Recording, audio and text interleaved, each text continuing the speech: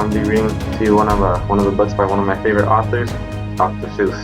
I gotta take off the mask because it's really hard to see in here.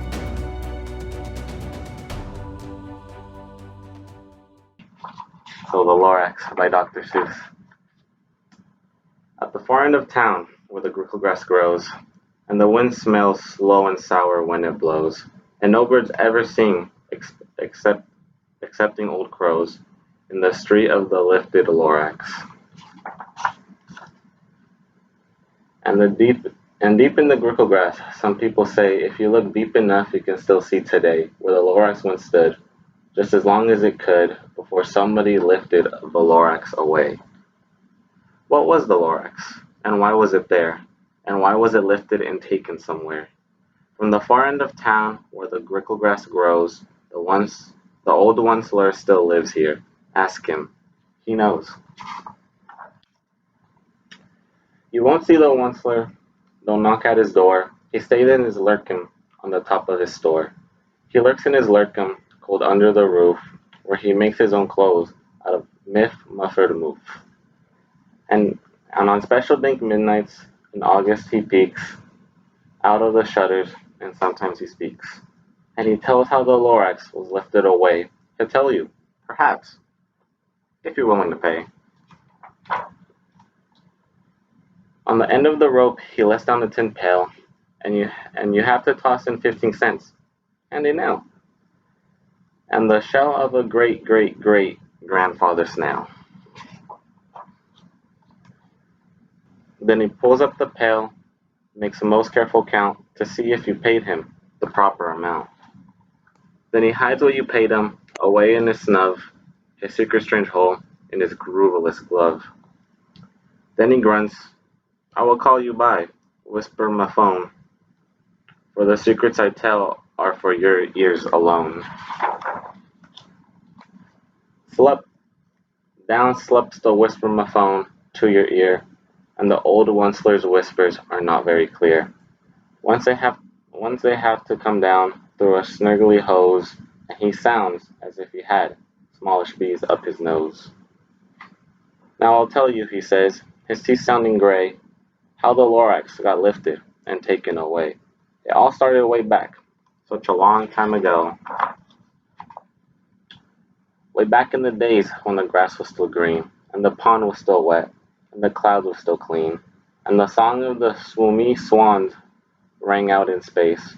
One morning I came to this glorious place, and I first saw the trees, the true trees, the bright-colored tufts of the true trees, mile after mile in the fresh morning breeze. And under the trees I saw brown barboo frisking about in their barbaloot suits, as they played in the shade and ate truffula fruits. From the rippleless pond came the comfortable sound of the humming fish humming while splashing around. But those trees, those truffula trees, all my life I've been searching for trees such as these. The touch of their tufts was much softer than silk, and they had the sweet smell of fresh butterfly milk. I felt a great leaping of joy in my heart. I knew just what I would do. I unloaded my cart. In no time at all, I built a small shop. Then I chopped down a truffula tree with one chop. And with great skillful skill, and with great speedy speed, I took the soft tuft and knitted a sneed. The instant I finished, I heard a gazump. I looked. I saw something pop out of the stump of the tree. I saw something pop out the stump of the tree I chopped down. It was sort of a man. Describe him. That's hard. I don't know if I can. He was shortish and oldish, and brownish and mossy, and he spoke with a voice that was sharpish and bossy. Mister, he said, with a sawdusty sneeze, I am the Lorax. I speak for the trees. I speak for the trees have no tongues, and I'm asking you, sir, at the top of my lungs. He was very upset, and he shouted and puffed. What's that thing you've made out of my truffula tuft? Look, Lorax, I said, there's no cause for alarm. I chopped just one tree. I'm doing no harm. I'm being quite useful. This thing is a need. Of needs to find something that all people need. It's a shirt, it's a sock, it's a glove, it's a hat. But it has other uses, yes, far beyond that. You can use it for carpets, for pillows, for sheets, or curtains, or covers for bicycle seats. The Lorax said, Sir, you're crazy with greed. There is no one on earth who would buy that fool of need.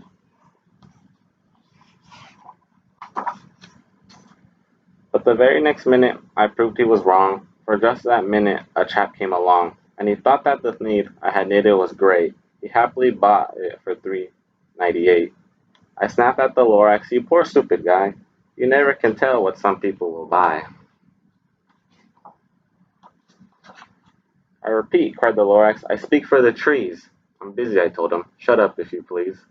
I rushed across the room, and in no time at all, a radio phone, I put in a quick call. I called all my brothers and uncles and aunts and said, listen here. Here's a wonderful chance for the whole Onceler family to, to get mighty rich. I'll over here fast, take the road to North Nitch, turn left on Weehawken, sharp right at South Stitch. And in no time at all, in the factory I built, the whole Onceler family was working full tilt. We were all knitting needs just as busy as bees to the sound of chopping of truffalo trees. Then, oh baby, oh, how my business did grow. Now chopping one tree at a time was too slow. So I quickly invented my super axe hacker, which whacked off 4 truffalo trees at one smacker. We were making needs 4 times as fast as before, and the Lorax, he didn't show up anymore. But next week he knocked on my office door. He snapped, I'm the Lorax who speaks for the trees, which you seem to be chopping as fast as you please. But I'm also in charge of the brown barbaloots who played in the shade in their barbaloo suits, and happily lived eating truffalo fruits. Now, thanks to your hacking my trees onto the ground, there's not enough truffalo fruits to go around, and my poor barbaloo boots are all getting the crummies because they have gas, no food, in their tummies. They love living here. No, now I can't let them stay. They'll have to find food. I hope that they may. Good luck, boys, he cried, and he sent them away. I the once I wa- I the once felt sad as I watched them all go. But business is business, and business must grow, regardless of crummies in the tummies, you know. I meant no harm. I must I most truly did not, but I had to grow bigger, so bigger I got. I biggered my factory, I biggered my roads, I biggered my wagons, I biggered the loads. I biggered my factory, I biggered my roads, I biggered my wagons, I biggered the loads of the deeds I shipped out.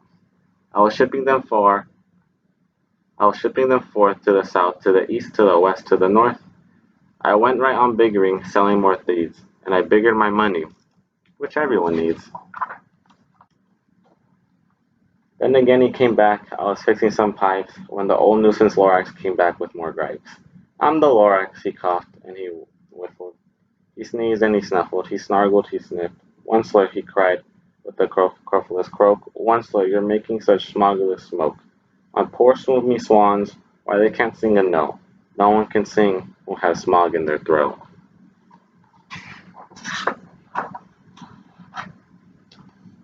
What's more, snapped the Lorax, his dander was up. Let me say a few words about the gloopity glup. Your machinery chugs on day and night without stop, making gloopity glup. Also sloppity slop. And what do you know with the leftover goo? I'll show you. You dirty old Onceler man, you. They're engulfing the pond where the humming fish hum. No more can they hum, for their gills are all gummed. So I'm sending them off. Oh, their future is dreary. They'll walk on their fins and get woefully weary, in search of some water that isn't so smearing. And then I got mad. I got terribly mad. I yelled at the Lorax. Now listen here, Dad. All you do is yap and say, bad, bad, bad, bad. Well, I have my rights, sir, and I'm telling you, I intend to go on doing just what I do. And for your information, you Lorax, I'm figuring and biggering, and biggering and biggering and biggering, turning more truffalo trees into thieves, which everyone needs. At the very moment we heard a loud whack, from outside in the fields came a sickening smack. An axe on a tree. Then we heard the tree fall, the very last truffle tree of them all. No more trees, no more needs, no more work to be done. When no time my uncles and aunts, every one all waved me goodbye. They jumped into my cars and drove away under the smoke smuggered stars. Now all that was left beneath the bad smelling sky was my big empty factory, the Lorax, and I. The Lorax said nothing, just gave me a glance, just gave me a very, very sad backward glance, as he lifted himself by the seat of his pants. I'd never forget the grim look on his face when he when he heist when he heisted himself and took leave off this place through a hole in the smog, without leaving a trace. And all the Lorax left here in the mess was a small pile of rocks with one word, unless. Whatever that meant, well, I couldn't guess. That was long, long ago, but each day ever since that day I have sat here and worried away. Through the years, while my buildings have fallen apart, I have worried about it with all my heart. But now, says the Once-Layer, now that you're here, the word of the Lorax seems perfectly clear. Unless someone like you cares a whole awful lot, nothing is going to get better. It's not. So, catch, calls the Once-Layer. He let something fall. It's a truffle seed. It's the last one of all. You're in charge of the last of the truffle seeds, and truffle trees which everyone needs. Plant a new truffle, treat it with care, give it clean water, and feed it fresh air. Grow a forest, protect it from accidents that hack. Then the Lorax and all of his friends, they may come back.